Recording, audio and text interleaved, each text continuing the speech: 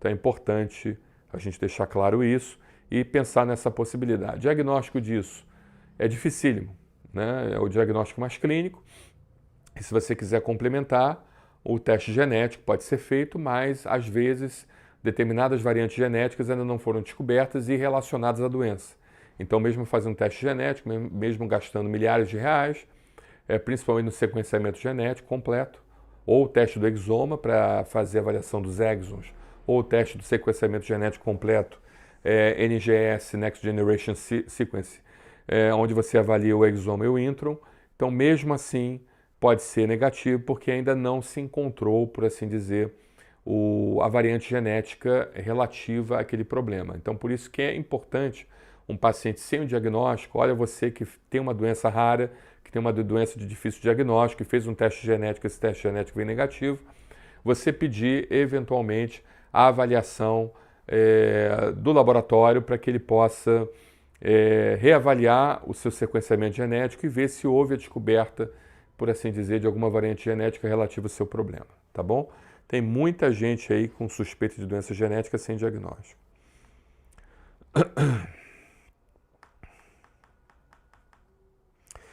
Tem uma outra pergunta que eu acho que eu já respondi.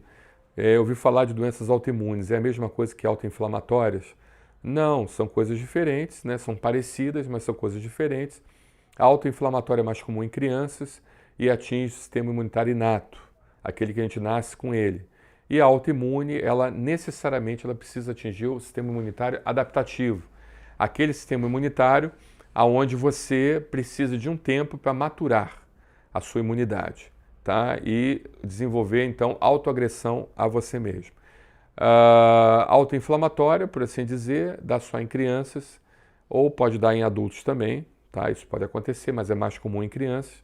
E o autoimune dá mais em adultos, tá bom? Muito bem.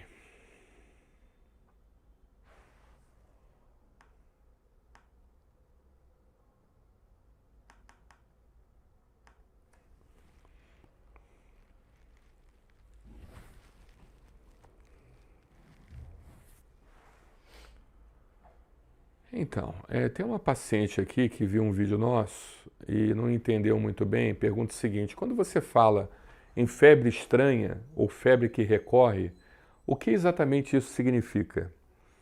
Então, a febre recorrente, né, é uma febre justamente que não tem um motivo aparente e que ela tem uma sincronicidade, ela sempre está se manifestando e é confundida com viroses e outros tipos de doenças, tá?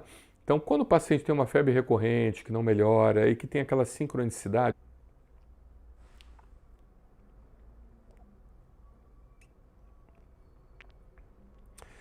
a paciente fala que a filha dela tem manchas na pele associadas ao período da febre, dores articulares como dor no joelho e atrás da panturrilha, ou dor abdominal recorrente, ou seja, sempre com dor na barriga. Ela também observou, né, nos exames que o médico pediu, um PCR e VHS aumentados. E com umas lesões na pele, como eczemas associados a essa febre recorrente. Então ela queria saber se isso é só uma alergia ou uma coisa mais grave, que o alergista que está vendo ela está suspeitando de autoinflamação.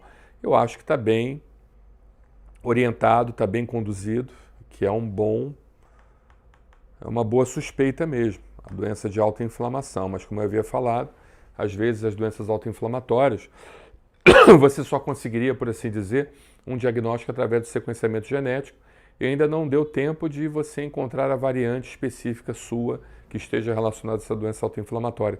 Por isso que mesmo fazendo sequenciamento genético é bom fazer a revisão desse sequenciamento pelo menos a cada 5 anos, tá bom?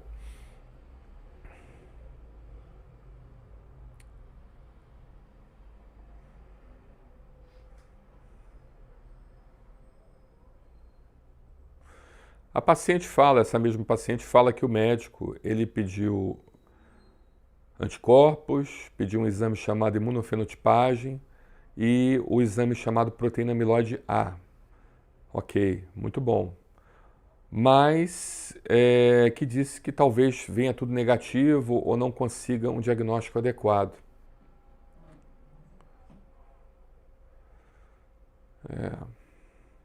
O que eu acho? Eu acho realmente que ele está conduzindo bem. A gente começa pelas coisas mais simples para ir para as mais complexas, né? Ou seja, ele certamente pensou num erro inato de imunidade, que é mais fácil de diagnóstico, porque a gente tem exames específicos que a gente consegue, por assim dizer, ter uma ideia do que possa estar acontecendo para depois fechar a síndrome. Aí a gente pode terminar com sequenciamento genético ou não. Pode ser que o quadro se enquadre bem em determinadas síndromes, sem precisar do sequenciamento genético, para depois pensar na doença autoinflamatória.